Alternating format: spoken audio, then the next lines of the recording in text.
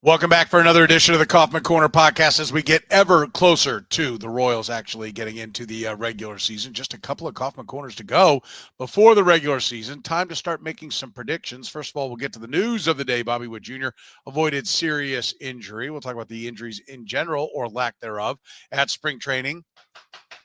That's me pounding on wood. Alex Gordon makes the Royals Hall of Fame. Others didn't. We'll talk about that. Plus, part of our predictions, part one of the predictions, player of the year, pitcher of the year. Who's breaking out? Who will be the biggest disappointment? The best reliever, the biggest impact rookie, top prospect when the year is over. We'll also get to our key storyline. We're doing it right now here on the Kaufman Corner podcast. You're listening to the Kaufman Corner Podcast, the most in-depth analysis of the Kansas City Royals, breaking down the Royals like no one else can. Kaufman Corner is hosted by Rany Jazayerli and Soren Petro. Rany is a co-founder of Baseball Prospectus, author of Rany on the Royals, and a former columnist for Grantland, The Ringer, and The Athletic. Soren is the award-winning afternoon drive host of the program on Sports Radio 810 WHB in Kansas City.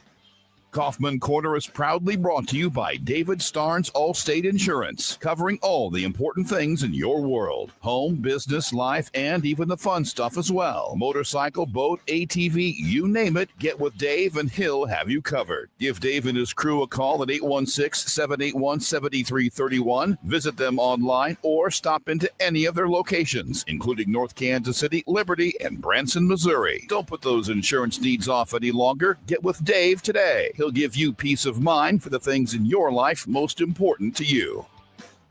And now, here are your hosts, Rany Jazayerli and Soren Petro.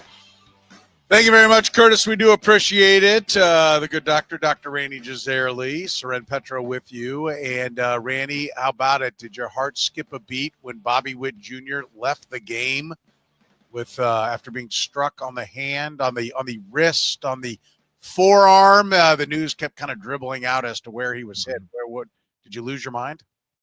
I was not feeling well for a little while. Yes, I mean it's Bobby Witt. It's been 30 years since the Royals have had a player who was so integral to their success that any kind of injury, could have derailed their season.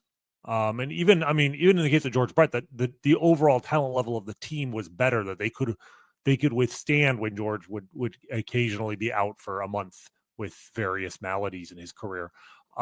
Without Bobby Witt last year, the Royals don't sniff 500, and instead they make it to the ALDS. So yeah, I'm not going to lie to you. It was not a good hour or so. But one of the things that makes Bobby so great, the durability. He's never been on the injured list, and it seems like this was, high enough up on the bone there. I'd say he got a bruise, but he apparently had a quote where he says he doesn't bruise very much. And so he doesn't even have a bruise where he got hit. So, yeah, I was saying he's Bruce Willis in Unbreakable. Unbreakable. Yes. He's bionic. He's famous last words. He's not Deadpool here. He's not Wolverine. He is mortal. But at least he doesn't have a baby hand right now where the crushed one was removed. Yeah, it's growing back. Yes, he's out for a week waiting for his new arm to grow out. No, he can be hurt. We know that it's possible. So it just made me appreciate not just his health, but really just the fact that coming off a season in which the Royals were unusually healthy by any reasonable standard last year, which was so key to them making the playoffs, at least so far through spring training, they have not, you think about what's going on with the Yankees right now. Giancarlo Stanton might be out for the year. It's Giancarlo Stanton. He gets hurt a lot. Garrett Cole is out for the year. Garrett Cole's had Tommy John surgery already. This is the time of year where you see that stuff happen, right? So the fact that it has not happened to this point, hopefully is a very good sign that the Royals will enter the season at full strength. Yeah, they have, and I will again point out one of the reasons why we were bullish in picking them in the mid to upper 70s. And going through our predictions, I saw you had them at 75. I had them at 77 going in, which was we were both hard overs on what the betting market was putting it at. And that was because of youth. We expected them to stay fairly healthy because they were a younger team. And I think that is still the case, although they did get older this year, taking on Carlos Estevez, bringing in Jonathan India.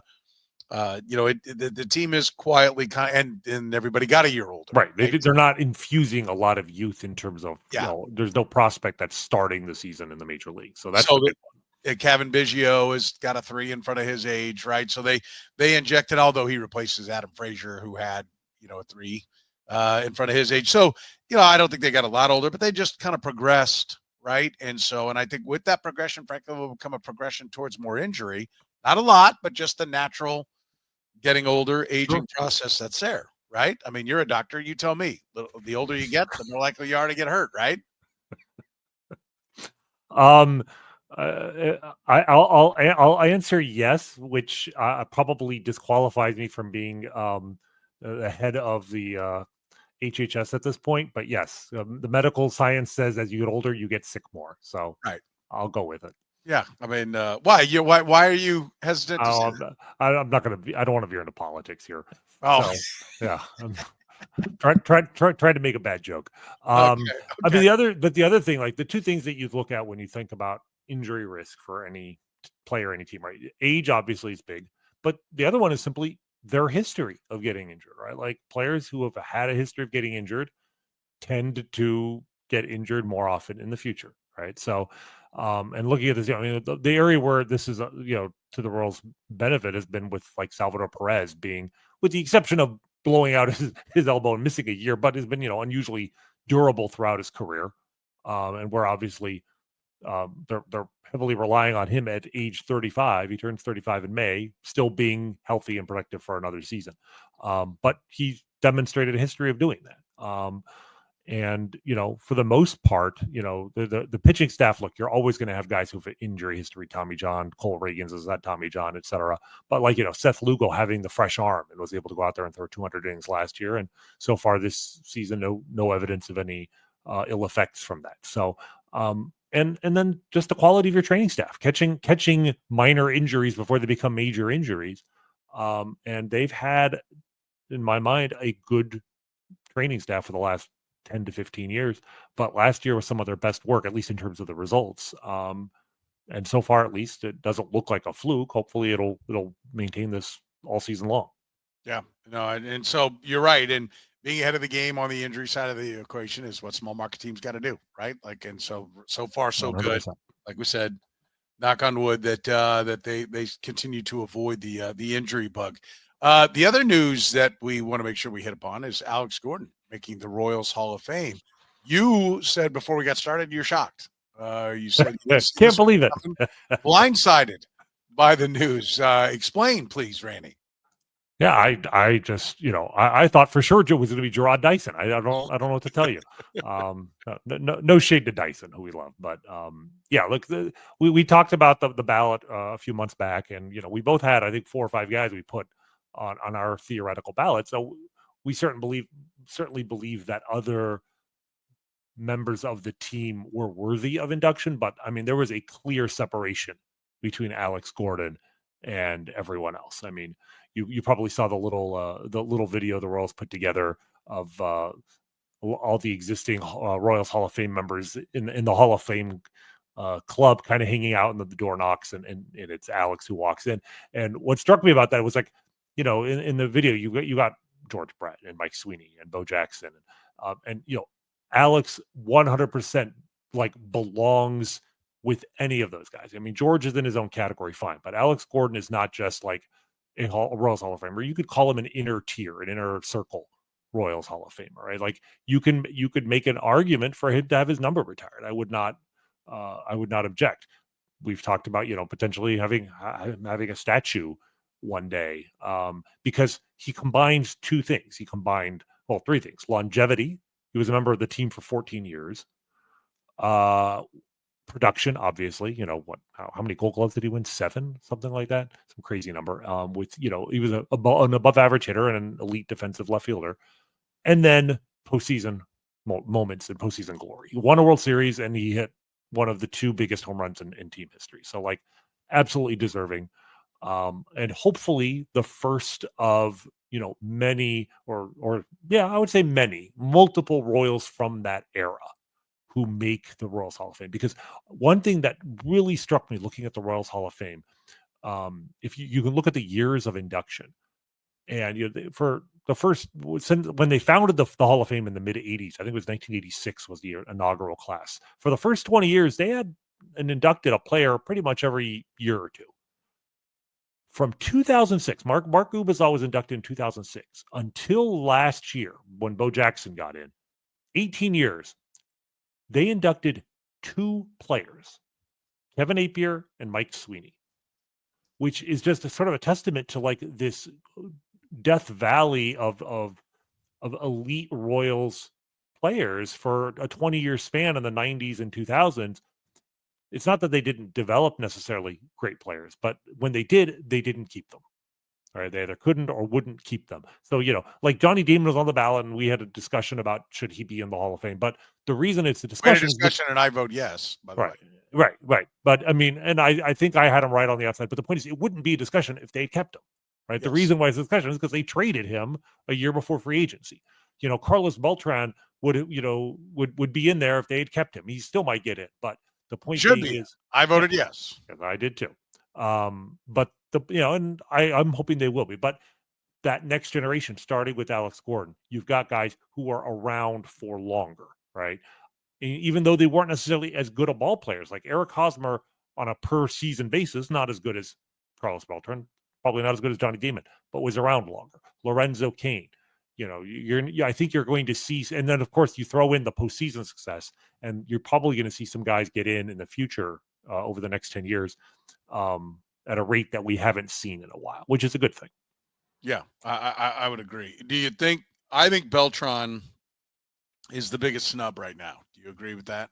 I would. I mean, I've been looking for evidence of the vote tallies of the guys that they told us that Gordon got like 97.8% of the vote, which sounds great. I would like to know who finished second, how far they were, because with the actual Major League Hall of Fame, we get all of that information. The Royals, perhaps they just don't want to embarrass people. They don't want to create controversy. They have their reasons, but they have not to this point released that.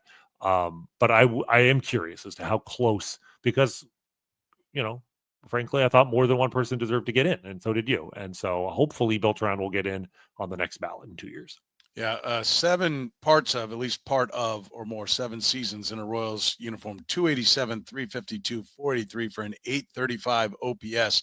Those are the slash lines for Carlos Beltran, hitting 123 homers in his time here. I think it's a joke. I'll be honest with you. I think it's a joke. I'm not sure what people are looking at. I don't know what the holdup is on that one. I think it's frankly kind of laughable that we don't that he's not in there. So, I mean, it's getting to the point that I'm starting to get really like, I thought this would be the year, the way the numbers were trending, the way the vibe was. And I think, do they put numbers out at some point? Like, I feel like at some point they haven't yet, and it's annoying. I think they might. I certainly, if you're listening, I would encourage you to please, in the interests of transparency, let us know what the vote totals were. And if you don't want to announce the totals of the guys who got like less than 10% of the vote, that's fine. I get that. You don't want to embarrass people who are on the ballot and worthy. I don't. It's okay if I don't know how many votes got on the ballot. I mean, you at least got on the ballot. I mean,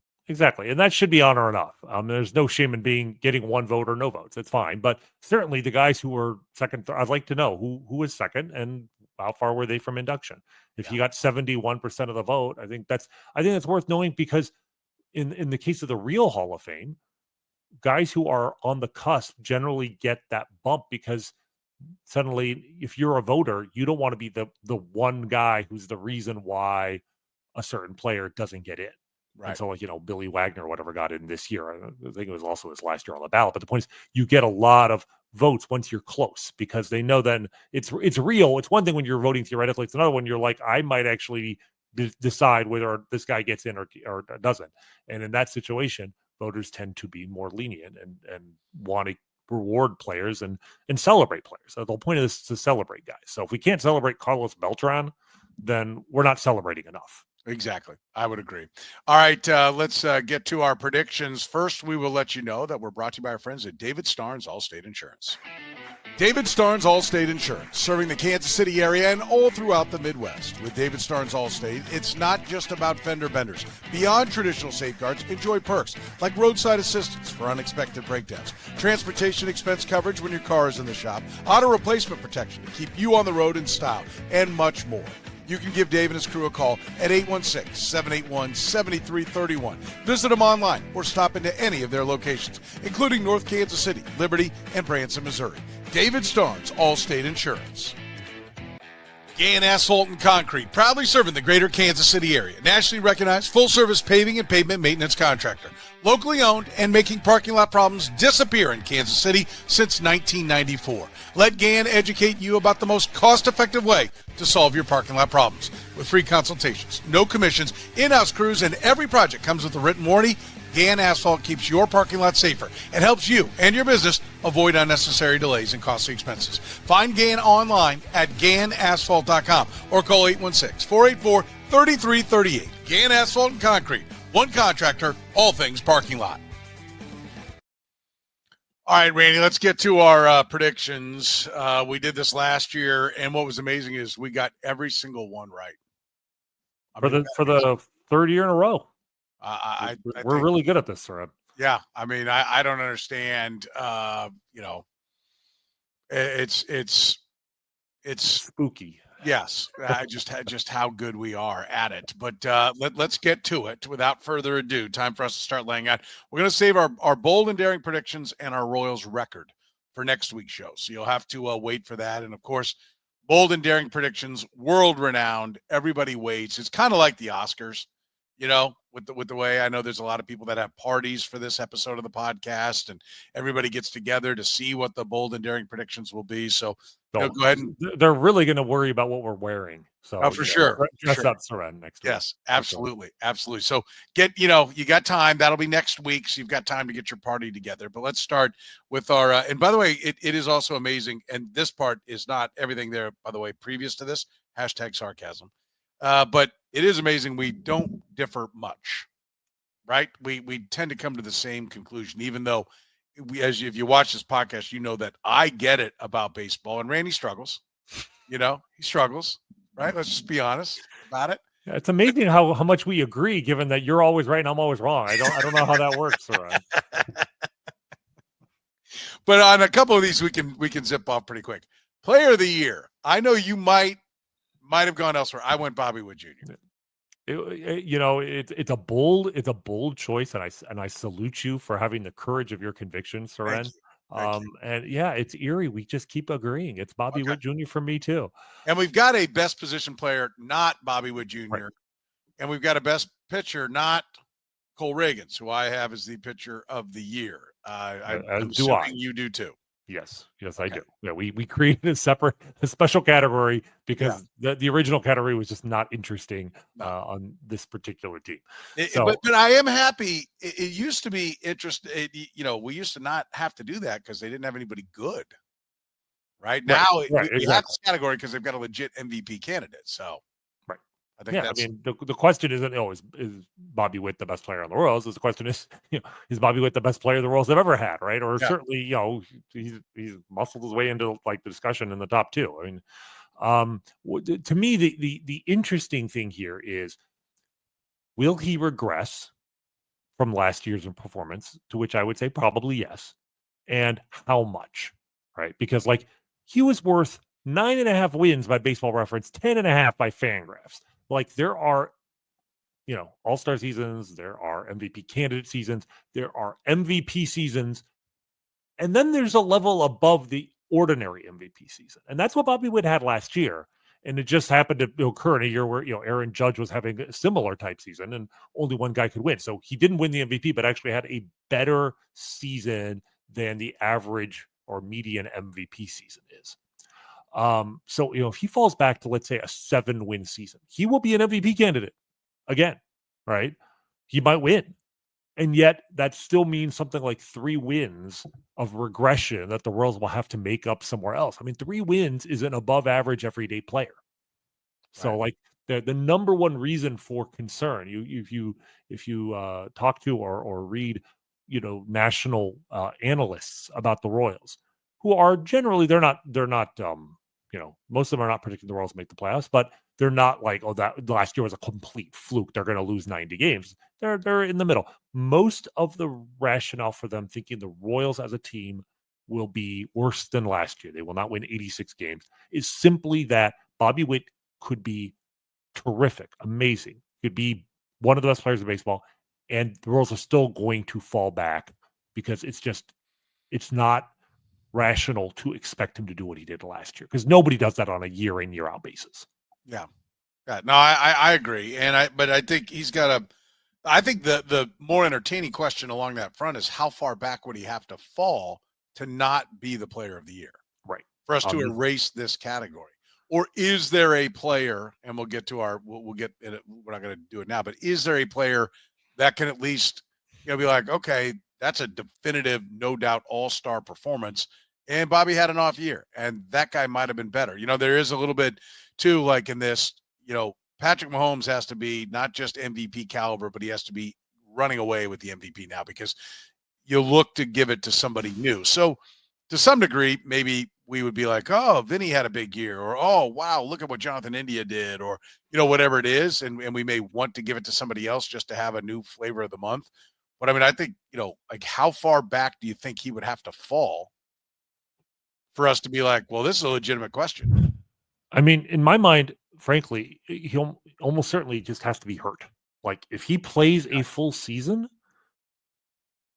and some of this is just acknowledge the reality that no other player on this team, certainly no other position player. Like, if there's anybody who could be the Royals MVP at the end of the year, it's Cole Ragans, right? Like, I could see a scenario where Cole Ragans has, a Zach Greinke-like season, when he won the Cy Young Award, right? And it's like, he's actually the best player on the team. But generally with this award, they divvy it up between the position players and the pitchers. So there isn't a position player on this team, even at their absolute best, that is likely to do what Bobby Witt will do in an average season. So he would have to regress a lot. It's kind of crazy to think about, but that's what you look at the progression of his career. I mean, even as a rookie, there were reasons why he wasn't particularly valuable. Things like, he was still learning how to play defense, in part because he was, not playing shortstop every day, and in part because he had to make some adjustments. But the adjustments he's made look very real. So it's not like I think he's suddenly going to become one of the worst defensive shortstops in the league again. Offensively, everything was there except, the batting, the swing and miss was a little high, and that's come down each of the last 2 years. So it's like the skill set here, it's very hard to see a scenario where a healthy Bobby Witt hits 250. Right. Or hits 15 home runs. It's like, worst case, you're hitting 280 with 25 dingers. A shortstop with 280 batting average of 25 dingers is going to be your best player unless somebody just has a truly fantastic season somewhere else. Yeah, for sure. And I think Cole Ragans, we expect to be the best. It's not as demonstrative, right, as Bobby Witt Jr., but it's probably injury. That's going to be the only thing that derails him as well, correct? Correct. I think so. I mean, I will say this. I mean, he was healthy all of last year, and yet, at least according to the Cy Young voters, he was not the best pitcher on the team last year.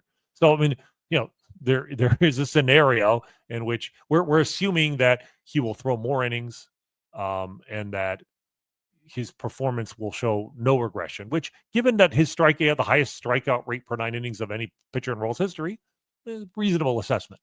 But there is a scenario where he's just okay, and Seth Lugo or somebody else is the best pitcher on the team. I just think it's unlikely. All right, let's get to where we finally have some conversation. By the way, I love how you're like, well, we won't have anything there, and you just did 10 minutes on the part we have nothing on. So let's keep an eye on the clock, Rany, as we progress here in the Kaufman Corner. All right, breakout player. And this obviously leaves some nuance to defining what a breakout player is. And we have a breakout position player and breakout pitcher, correct? Yeah, we got a breakout player and a breakout pitcher. And we've got biggest disappointment, like we mentioned, best position player and pitcher, not Bobby and Cole Ragans. Best reliever, biggest impact rookie. So this is different than impact rookie. right? So just like, oh, who's the rookie that's going to come up? Because we've got that later. So I think it's important for people to note that in your head while you listen to us talk about this. And then top prospect at the end of the year, those are going to be the ones that we cover here. So who you got for the breakout? So for breakout player, I've already typed it in, by the way.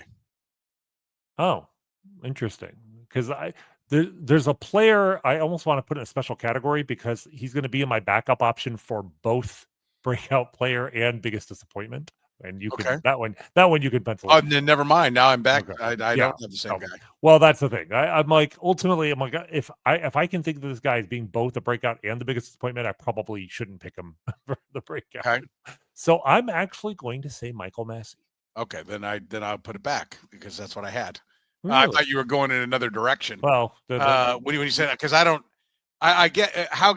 So define to me how you can be breakout and disappointment. Well, it's or that's like, a different guy. It's a different guy, but also like I'm just saying he's no, that's fine. If it's not Michael Massey, I don't care. Okay. So Michael Massey is in the thinking here is just he was a good player last year, missing 60 games, and the biggest issue with him has always been like he swings at too many pitches, his plate discipline is not good, but it was much better after. After April, really, but really the second half of the season, like he started to show some ability to like take pitches outside of the strike zone, and he has the pop to turn on him. He's showing some good plate discipline in a small sample size in spring training. He seems healthy. I think that's the most important thing with him. And as a second baseman, like he doesn't have to be he doesn't have to hit 40 bombs here. We're talking, if he hits 20 home runs and has a 350 OBP. 330 OBP with good defense at second base. He'll be the second best player on the team, probably. I feel like he's going to either establish himself as the second baseman with Jonathan India going elsewhere. And I'm with you. I mean, I think he's the guy that can hang the biggest, best numbers out there from a power potential. And I think the Royals need him. And I think he could be hitting in the middle of the lineup. So I think the counting numbers are probably going to be pretty good as well. So I like that part of the equation. I think he was a pretty obvious choice. I came right to this one. Because there's nobody else I'm really confident in that they have the skill set, right? Who else did you consider? I mean, I don't want to spoil your little surprise, but I was like, oh, Michael Garcia, no. Freddie Freeman, no. Like when I go through it, knowing that we've got like I'm not picking a guy coming out of the minors because he'll be my rookie, then this was pretty easy to settle on. The problem is like when you talk about breakout, like how much of a breakout does it have to be? Like, because to me, Vinny could be that guy, but like for Vinny to be the breakout player, we're talking about him doing, hitting 320 with 30 home runs or whatever. Like, he's established a pretty good baseline. Whereas that's a good point. And I think Vinny's Vinny now. I feel like I know what Vinny is. I don't think he's 30. I think he might hit 30 home runs once in his career. But I think our conversation with Vinny led me a long way towards like he's talking about hitting the ball to all fields that he kind of did. I'm hoping that it's the batting average that he's focusing on raising. Right? That's what he sounded like, and I think that that's more likely. And I think, frankly, him hitting 300, 310 might be more valuable than the guy, him hitting 30 home runs and hitting and getting on base more. Exactly. Yeah, and that's because that's what the Royals need. They, power is not really an issue for this team in this ballpark. 170 home runs last year is perfectly fine. But they were once again, next to last in walks, and their OBP suffered. So I agree. I think that's what he'll focus on. But Massey's a guy who, even without the OBP, I mean, if he does, then he's clearly having the breakout year. But yeah, he could hit 25 home runs if he stays healthy, and that would be nice. Breakout pitcher. So to me, I mean, yeah. Come on. It's kind of obvious, but it's obvious. I can't say no. It's Kris Bubic. It's Kris Bubic. There's no one else. Yeah, there's no one else. It's just a bet on his health. If he stays healthy, to me, it's obvious. The concern would be simply he can't, either he gets hurt or they just feel like he can't. He tires out after the first time through the lineup, and they decide to move it back to the bullpen. I don't think that will happen, and I think if he stays in the rotation all season long, he's going to be at least a number 3 starter. And he's going to be as good, if not better than Brady Singer was last year. And that's, that's why I feel actually shockingly good about the state of the rotation, even having traded Singer. So I'm with you. I'm not convinced that he can hang 165 out there. The innings total. My hope is that it's just like dead arm or whatever, and he misses a couple of weeks here or there. If I had to predict inning total, I'd probably go 130. But I mean, if he does stay healthy, I think the numbers are going to be really good. And I'm with you. I think he's one of the guys that they're going to need, some help coming along for, because I know the innings jump thing, has been debunked and all that kind of stuff. But I guess I actually loved that stat when it came out about not increasing guys more than 20%. I know we've talked about it a lot on this podcast. And so I'm certainly ready to let it go, but it's there for me. I mean, it still tugs at me that ooh, remember this thing? And so, I do think I would have Matt Quatrero if I were JJ Picollo, okay, but we don't need to overdo it. If you find an opportunity, if he's had a good day, and this is a good spot to get him out, or let's go here.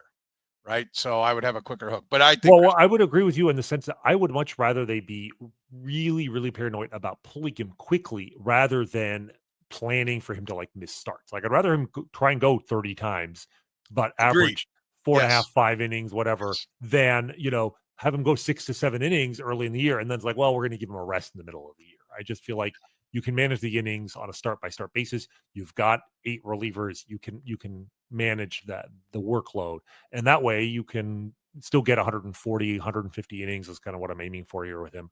And not have to replace him in the rotation for a month, which, why would you want to do that? So, yeah, that makes perfect sense to me.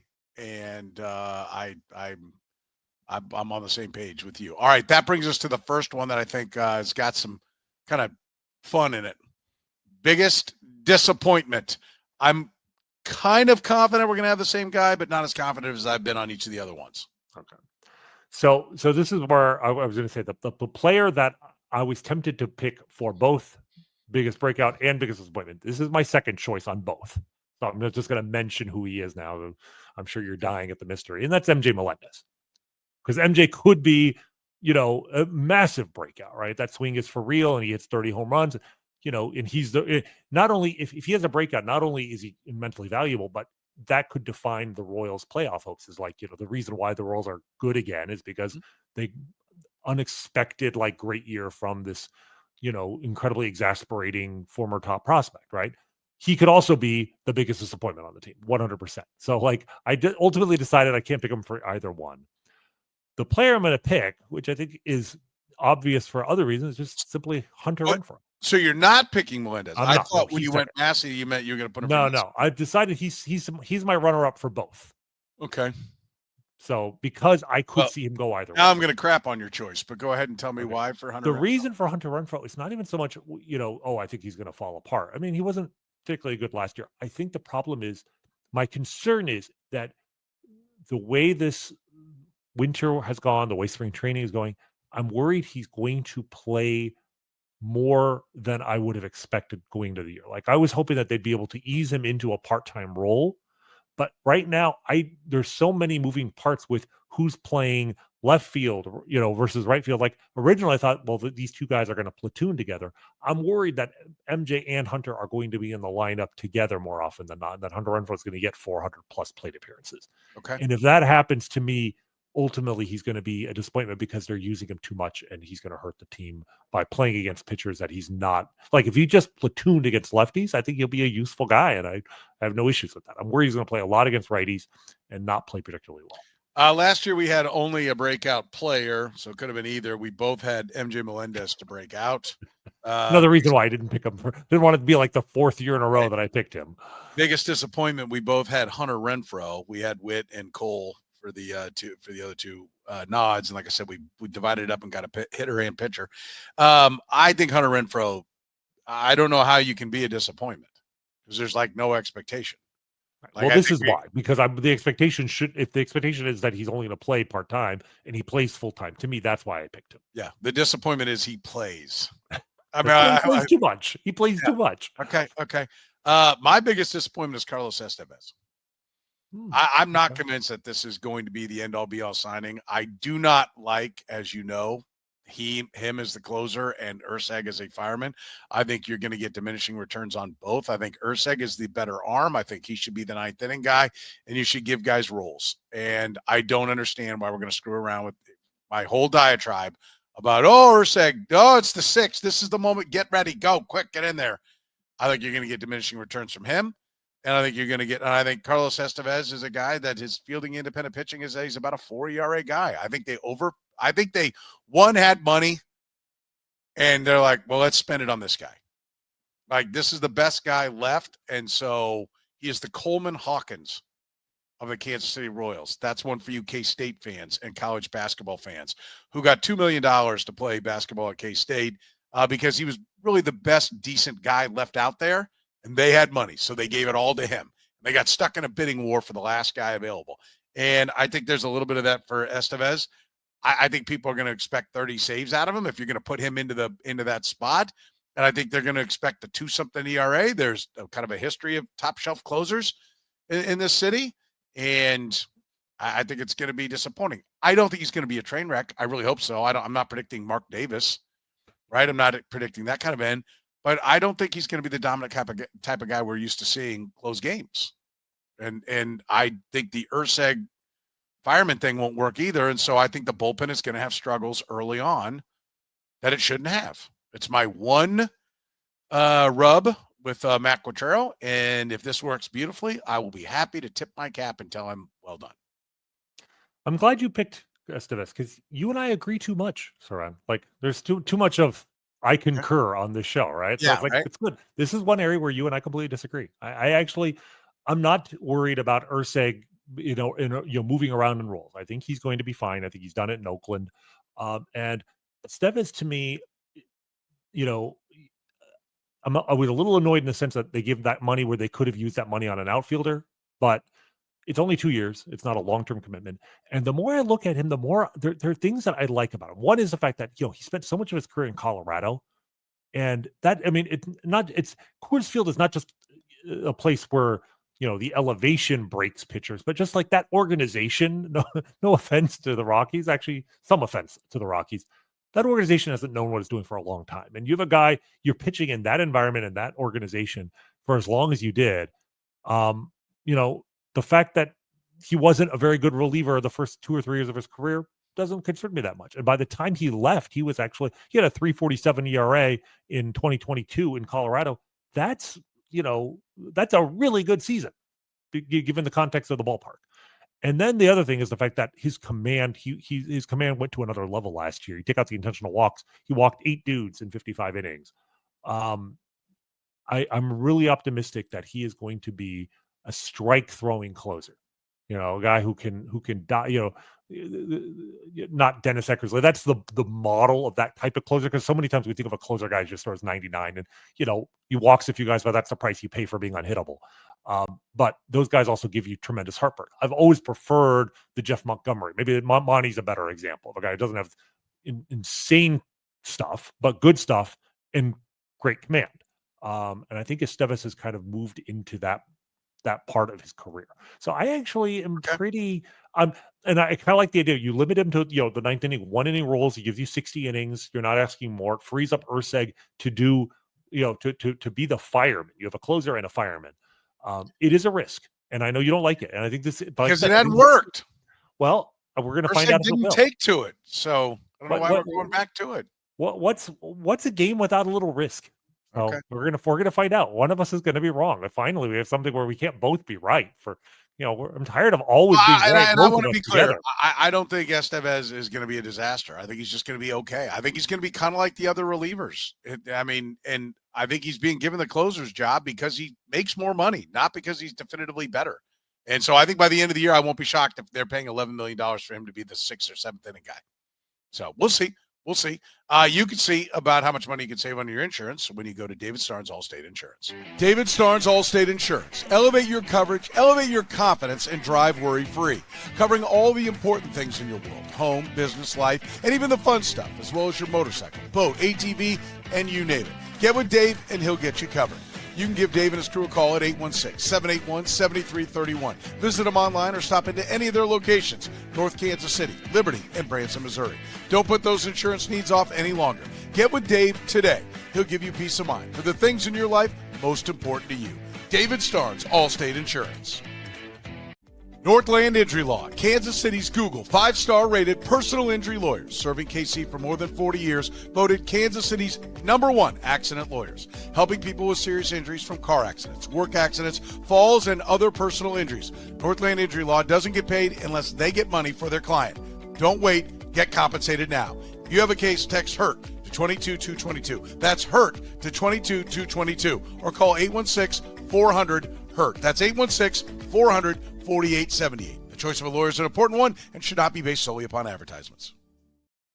All right, let's talk a little bit about the best position player not named Bobby Witt Jr. Where are you going for this? So first off, do you know who the Royals' best position player not named Bobby Witt Jr. was last year by wins above replacement? Was it Kyle Isbell because of his defense? It was Freddie Fermin. Oh, okay, that makes sense. Yeah. Which, it's like if we had this, I don't think we had this category last year, but if you had picked Freddie Fermin, it would have generated some controversy. And it's like, defense is, and that doesn't, from that's Baseball Reference's numbers, but they don't include framing, and he's a very good framer. So like, it's just interesting. The Royals went to the playoffs with Freddie Fermin as their second best position player. If that doesn't tell you the greatness of Bobby Witt Jr. as the first best position player, nothing will, right? So, right. So I'm confident that the Royals can have a second best position player that's better than Freddie Fermin was last year. Okay. I'm actually going to take Michael Massey again. Okay. I think that if he takes that steps forward, he was, and again, the value of a good defensive player at second base makes everything else work. Like, a guy, if he hits let's say 270, 320, 470, which is not that much better than what he did last year. It's about a 20-point bump in each of those three splits from last year. But he plays 140 games instead of 100, not even a full season, 140. That's probably a 3.5 to 4 win player. That's Freddie Fermin was at 3.0 last year. Michael Massey, if that would, I would be very comfortable with that. And that there's a very good chance that he will be the second best player. Not that much better than, there's a whole raft of guys right behind him, hopefully. But I think that the offense-defense combo, no one else is going to match that. Okay. I thought about Massey, but I think there's too much of an injury risk there, which is going to sound funny when I tell you Vinny Pasquantino is my choice because he has battled the injuries. But I do, and maybe it's just I'm getting too far into being positive on Vinny Pasquantino because of the conversation we had with him, which I loved. If you missed it, go check out the old episodes of the Kaufman Corner podcast because Vinny was great to talk to. And by all accounts, he's been great with Jack Caglione. I love hearing that. But I think it's time for him to put it all together. He has strike zone judgment. I think he's now refining. He's got enough at-bats. He's comfortable in the big leagues. I think the fact that he's doing so well with Jack Caglione speaks to how comfortable he is now. And I think he's comfortable and we're ready to finally see the full force of what Vinny Pasquantino can bring. And I think if Bobby Witt Jr. does get hurt, he'll be the guy that we talk about. I don't think this is much of a stretch. And in some ways you'd be like, well, that's kind of boring. All right, it's fine. But I think he's going to be healthy for most of the year. And if not all of the year. And I think he's going to put up big numbers. And so Massey, I'm fine with. But I think Massey's never going to really get on base, And so I think that's always going to kind of hold back. I think if he has a big year, he's going to have some year where he hits like 35 home runs, right? But the on base is still going to be 305. Like that's my holdup. So I think even if he does have a year where he's completely healthy, backs just scare the hell out of me. So I can't go with anybody in this award that have backs. Best pitcher not named Cole Ragans. So here it's boring, it's chalky, but I actually think we might be taking Seth Lugo for granted a little bit. Okay. Because like he wasn't like, the thing about Cole Ragans is that like he had a 3.14 ERA last year and was worth 5 wins above replacement, and yet we actually feel like those numbers underrate his ability because he all the strikeouts, etc. Whereas Lugo's numbers fairly represent what he did. But what he did was he was worth more wins above replacement than Cole Ragans was. He finished higher in the Cy Young vote than Cole Ragans did. And his numbers, they don't suggest he was better than he pitched, but they don't say he was worse than he pitched. He wasn't pitching smoke and mirrors and just getting lucky. He was legitimately really, really good. And I keep coming back to the guy he reminded me so much of, as he was a 34-year-old starter last year, was basically a 34-year-old Zach Greinke. The numbers are really eerily similar. If you look at what Zach did at age 34 and what Seth did last year, Zach threw 208 innings, Lugo threw 207.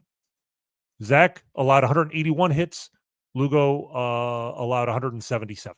Strikeout to walk ratio, 199 to 43 for Zach, 181 to 48 for Lugo. The more strikeouts Greinke has because he was in the National League and beat a lot of pitchers. Like, they were essentially the same guy. Seth Lugo throws like 12 pitches. Zach Greinke threw like 12 pitches, right? Like, the style, the results, everything was the same. At age 35, Zach was, if anything, better than he was at age 34. He 209 innings and a 2.93 ERA. That was the year he was traded from the Diamondbacks to the Astros and ended up starting Game 7 of the World Series and had the lead when he came out of the game. So, like, Lugo at some point age will catch up, but there's no reason why he cannot be just as good at 35 as he was at 34. And I think they're saying he's working on one new pitch in spring training. So I think he had 11. Now he's up to 12. But if any, and his results have been fine, but if there's any pitcher that you don't even care about the results in spring training, it's a guy who's like tinkering and, trying to figure out which of his 12 pitches to use on any given occasion. I think he'll be ready when the bell rings. He's proven he can throw 200 innings, right? Like, so that's a big thing. And I just feel like, predicting anybody else to be the second best pitcher is taking Seth Lugo for granted. And I don't want to take him for granted. Yeah, I'm not going to take him for granted, but I do expect a regression there. And this is just maybe how much I want to be bold on Kris Bubic. I think Kris Bubic is going to be, I think the combination of pitches he has is extremely effective. And I might be wrong. He might get overexposed. And we might be like, yeah, he's really good the first time through. Second time, he's okay. And he might end up being more Brady Singer than he is, what I think is going to be an upper level, right? I think he ascends in the pecking order of the Royals pitching. And I think I don't think they'll pitch him back to back, right? But I think there's a decent chance that we'll be talking about should Kris Bubic, is he the number 2 starter for this team? So I've got Kris Bubic for my pitcher. I love the fact that he can command the baseball, and he now has more of an arsenal. He's not afraid to use it. He's the anti-Brady Singer, really, in the sense he's not. Seth Lugo's really the anti-Brady Singer. Seth Lugo. Yeah, but amongst that group, he's the anti-Brady Singer in the sense that he probably doesn't have as much raw stuff, but he does so much more with it. And I'm just a huge fan. I thought he was ready to break out 2 years ago. I loved what he did as a reliever. I think he's going to carry it forward. He does not give free passes. I think he's going to be tremendous. Well, let's not forget what he did last year. If you take out the intentional walks, 39 strikeouts, 2 walks.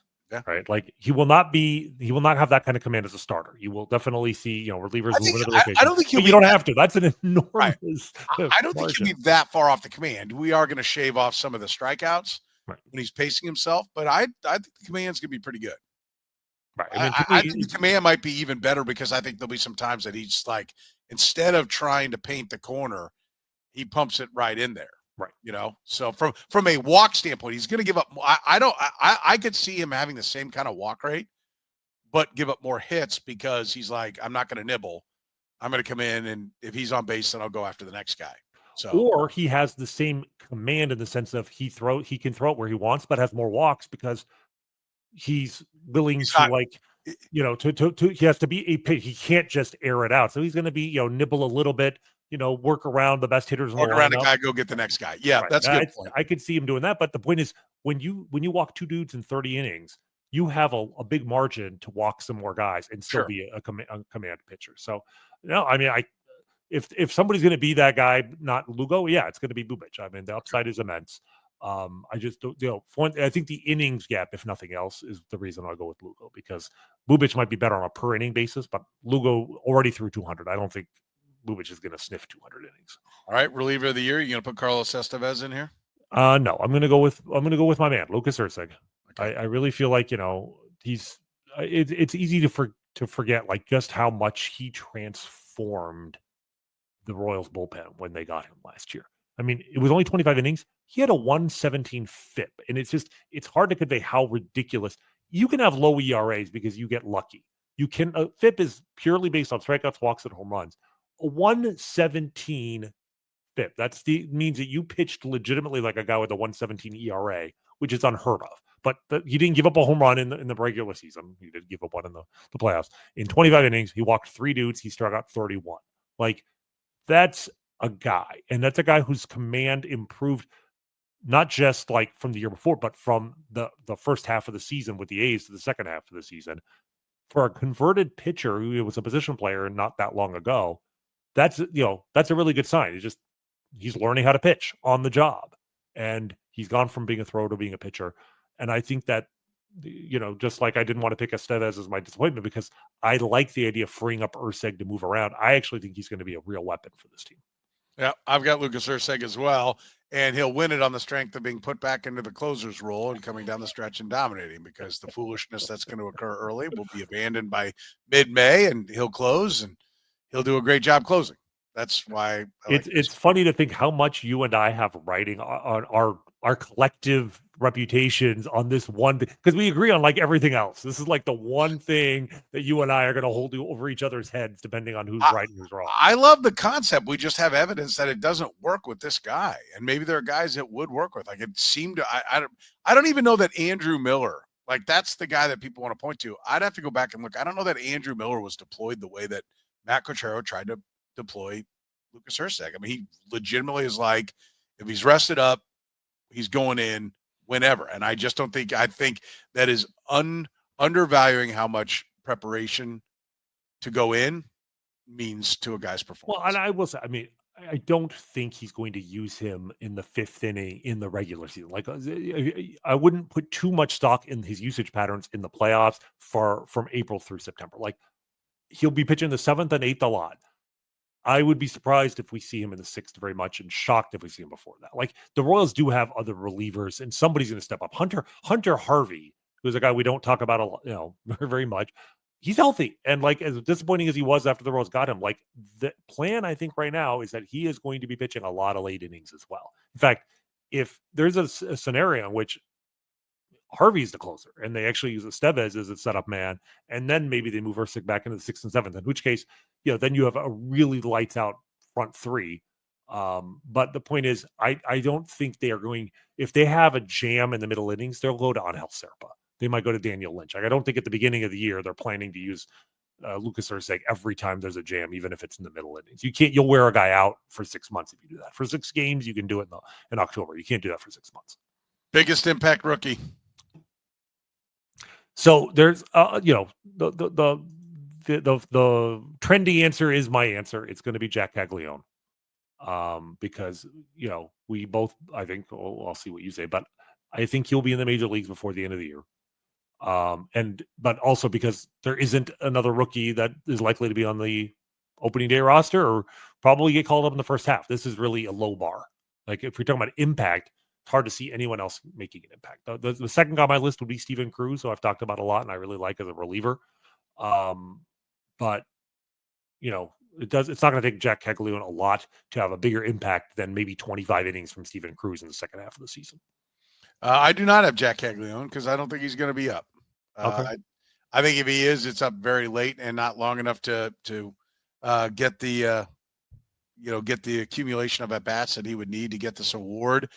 I think it's great that he's doing well here. You've talked about it. Average, last week it was average AA guy that he was going against. I think he's going to go down. I think he's going to have some struggles at times, and I don't see any real need to push him forward. They've got the log jam already at first base, so why are you going to try to jam this guy up? They're going to mess around with him in the outfield. That's not going to go well, in my opinion. And so it is not Jack Caglione. It is Noah Cameron. And I'll tell you, I wanted to go towards Javier Vaz, but he's hurt now, and now they're projecting him to be out till June. So I'm going to go with Noah Cameron because I do think that they're going to need another starter. I think he's going to be that guy.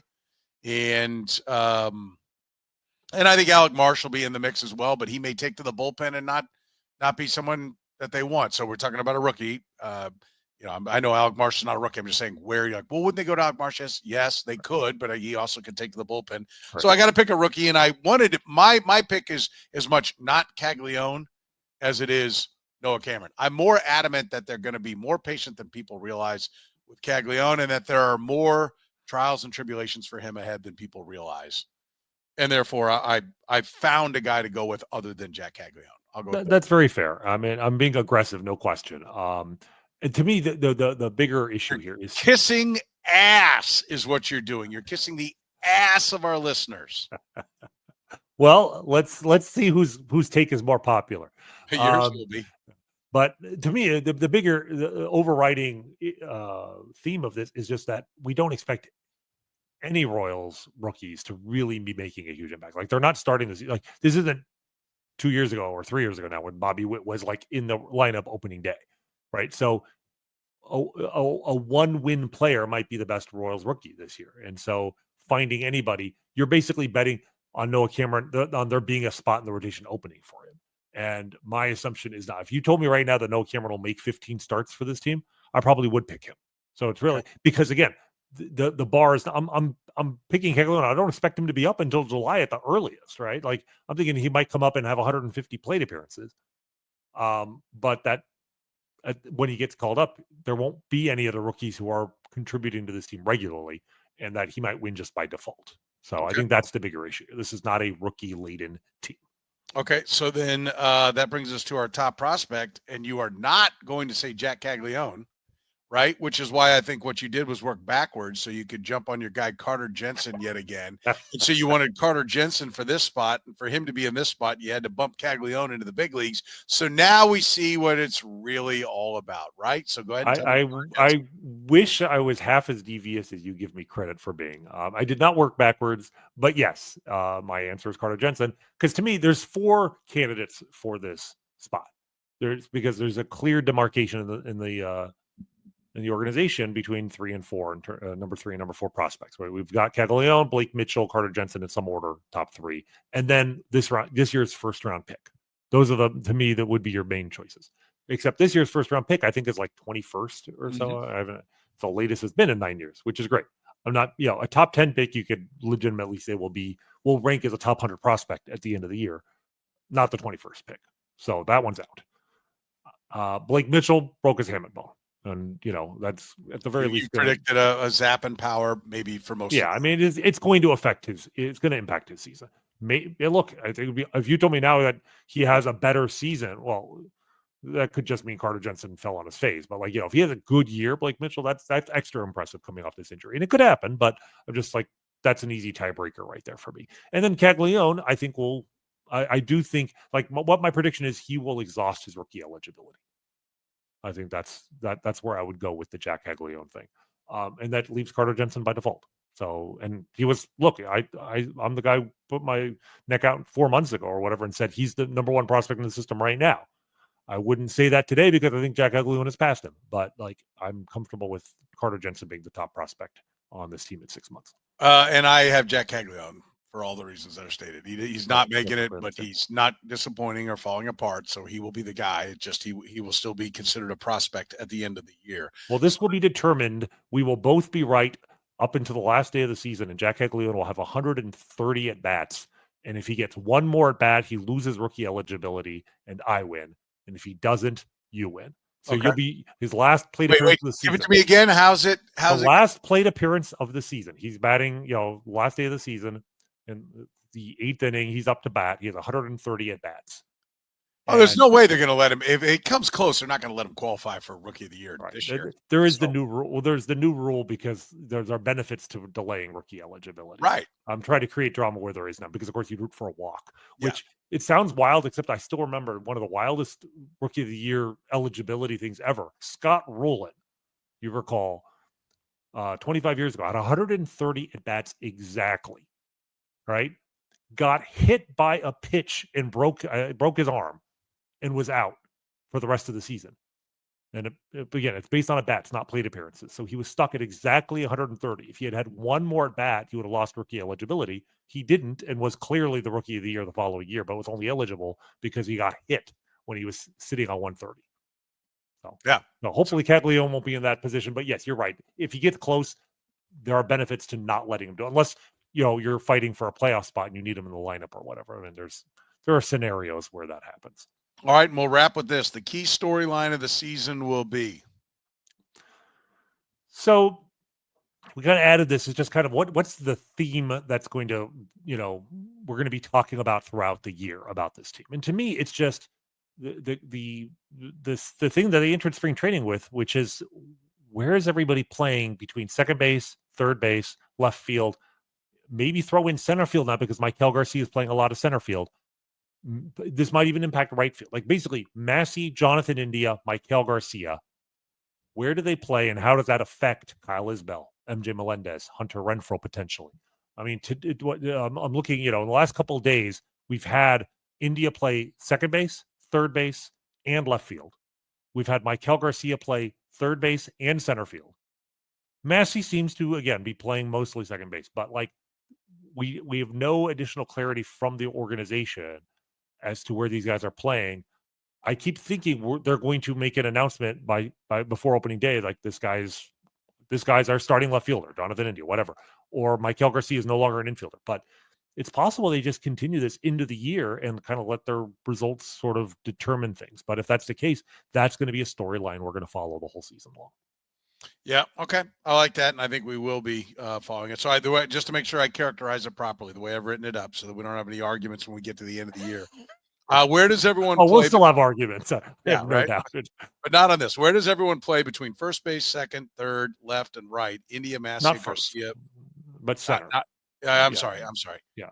So basically between Michael, essentially it's Michael. Hang on. Just let me make the edit and then say it.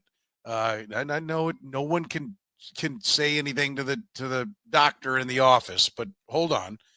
Where does everyone play between second, third, center, left, and right? India, Massey, Garcia, Melendez, Renfroe. Yeah. Another name? You want Isbell's? No, but I mean, you can put Isbell in there, but to me, it's what you want. Well, what I want is where do Garcia and India play, and how does that impact everybody else? Will be more succinct. So, all right, so then I'll phrase it that way. Because that's to me where Isbell. I don't think Isbell's going to suddenly play third base. We know where Isbell's playing, but how much he plays. The way he's being used is going to be determined by is Michael Garcia playing time from him in center field? Are they platooning out there? I could see Michael playing second center field against lefties and maybe third base against righties. There's a lot of ways this could go, but to me, it's Michael Garcia and Jonathan India. Where do they play? Where does Garcia and India play, and how does that impact everyone else? Yeah. Good? Yeah, that works. That works, so there's no complaining on that one. That's what I don't want any whining. No whining. There'll be no whining from you, Rany. With that one. If there's one thing that you are adamant about, Soren, at all times, no whining. That's right. Minor league development continues to improve. The Royals get production from within to handle the inevitable injuries as well as create prospects for the front office to use in trades. This is not to say that I'm predicting that that's going to happen. It's going to be what needs to happen, what should happen. And that's what I'm looking for, right? It's about the fact that this organization has to develop talent. And I think we're going to be talking about it. We're either going to be talking about it positively, that look at the guys that are coming in. Here comes Noah Cameron to save the day with the rotation. It's late in the year. Here comes Javier Vaz to be the utility guy. Here comes Nick Lofton. Here comes, they have in-house answers or they don't have in-house answers. And that the farm system is getting better, that if they head to the deadline, whether they get something done or not, Carter Jensen continues to hit. The other young catchers are hitting, and they're potential guys that can be put in. They're at least discussed. They don't have to get it done, but they have to be discussed. Jack Caglione does not go 176, and they're backing him up to high A to try to get him going. The farm system is continuing to get better and provides answers, both for them at the big league level and for them to stock the system and be able to use in the trade market. And to know that next year you don't necessarily have to go out and buy guys. I think the pitching, Noah Cameron, I'm drawing a blank on the other pitcher. That's not far away. Zobak. They're progressing, right? They're looking good. And then, to be honest, Blake Walters disappointed last year. Yep. Right? There was a lot of hype. So, I don't want to see Shields disappoint. Right. I was going to say that to me, within that, I completely agree with what you're saying. And within that, the subset is the class of the draft class of 2024, because that was Brian Bridges, the new scouting director. That's his draft, right? Like, I really want to see those guys come out of the gate. David Shields has not even made his pro debut. Drew Beam, who was a college pitcher, the third rounder out of, I think, Tennessee, they didn't debut him last year. Like, there's a scenario where he could be in AA by the end of the year. Like, he's a college pitcher. He should move fast. He's supposed to be polished. Like, I want to see like the results that we didn't see from Blake Walters, from Hero Wyatt, going back to what was his name, Ben Hernandez, who was a second round pick out of high school and for 5 years now and has done nothing. Like, they keep taking these high school pitchers in the second round who don't do well. Can we see that scenario flipped on its head with the new scouting director making the pick? So yes, 100%. I mean, this is, for the long term, this is absolutely a story. And it might be a story if they can move some of these guys at the deadline to get what they need. Yeah, it's something they have to do. It's not an option. Failure is not an option in this one if you're going to compete. They're starting to push the limits of how much they can spend, and John Sherman's going to expect them to start getting it done down at the lower levels. So I think it's an important part of the equation. All right, great stuff. Remember, next time out, we're going to give you our bold and daring predictions, and we'll make our prediction on what the Royals' record will be. Also, remember that we're always brought to you by our great sponsors. You can support the Kaufman Corner podcast by supporting people like our friends at David Starnes Allstate Insurance. Give David and his crew a call at 816-781-7331, handling everything that you need. It's whether it's the fun stuff or the stuff you really need. David Starnes Allstate Insurance has you covered by our friends at Gann Asphalt and Concrete. I was just up north talking with them. Free consultations, no commissions, in-house crews. Every project comes with a written warranty. They keep your parking lot safer, help you focus on your business, avoid unnecessary delays and costly expenses. One contractor, all things parking lot. Find them online at GannAsphalt.com. And if you've been injured in an accident, Kansas City's Google 5-star related personal injury lawyers are Northland Injury Law, voted Kansas City's #1 accident lawyers. Why would you go anywhere else? If you have a case, text HURT. That's HURT to 22222. That's 22222. Text HURT. HURT to 22222. For the good doctor, Dr. Rany Jazayerli, I'm Soren Petro saying thank you very much for joining us here